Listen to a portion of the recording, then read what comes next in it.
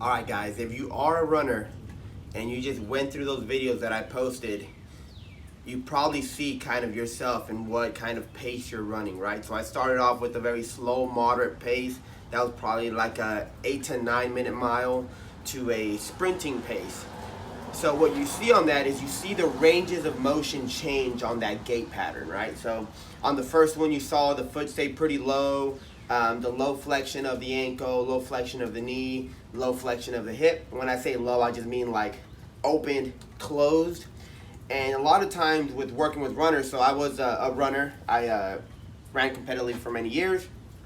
I also played many other sports, so I never really dealt with this, never really understood it until later on in my career. So working with runners and seeing a lot of runners, they deal with a lot of tightness here, tightness there.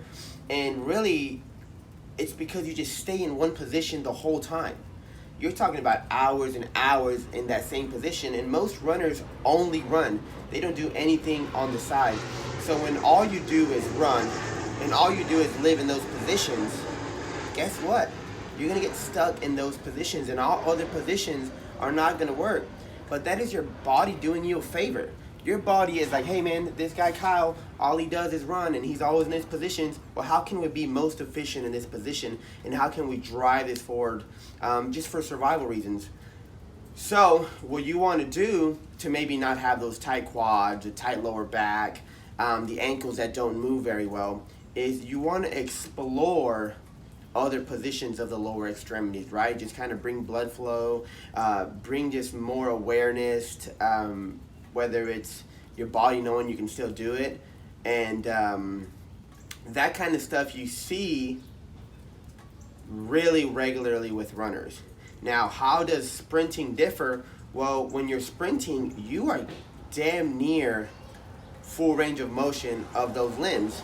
Your ankle is super flexed at the top, your knee is really flexed, and your hip is really flexed, and you're driving a lot of power, which that reaction to that power kind of brings the leg back into flexion. So when you're doing legit sprints, it's kind of why you don't really have to deal with that much shit. But whenever you're doing these long distance for hours on end of very low range of motion movement, you deal with that. So now, what kind of stuff do we do whenever we want to help keep that healthy and strong? We're going to come into, again, the squat. So now, I love seeing when runners do strength training. One, most likely you are a runner because you have very long femurs. So when you try to squat as a runner, it is very difficult. So we have to give you the tools and put you in a position for you to be successful. So what I would do as a runner, I would find something. I'm going to use a ball this time to give me a little weight. I'll probably give you a heel of some sort, and we're just going to kind of hold this ball there or reach it forward, and we're going to train your squat.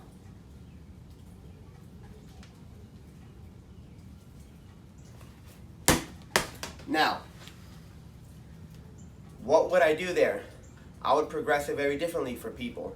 But to know, if you look like the video that I just posted earlier, and you're kind of trotting around, and you want to have a quad that feels pretty normal, whatever that is to you, or calves or ankles that move normal, we have to move that way in order to allow that running to happen comfortably, or you live through your daily life comfortably.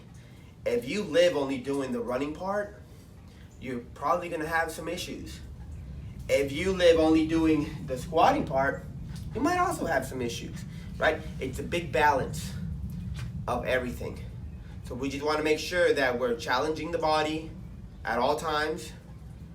As a runner, you're challenging it aerobically and mentally for sure, and pounding the shit out of it. Over here, it might not be as much aerobically, but biomechanically and physically, and your tissues and your joints, we're just keeping it in check. So, consider that if you are a runner. If you enjoy this video, if this video makes any sense,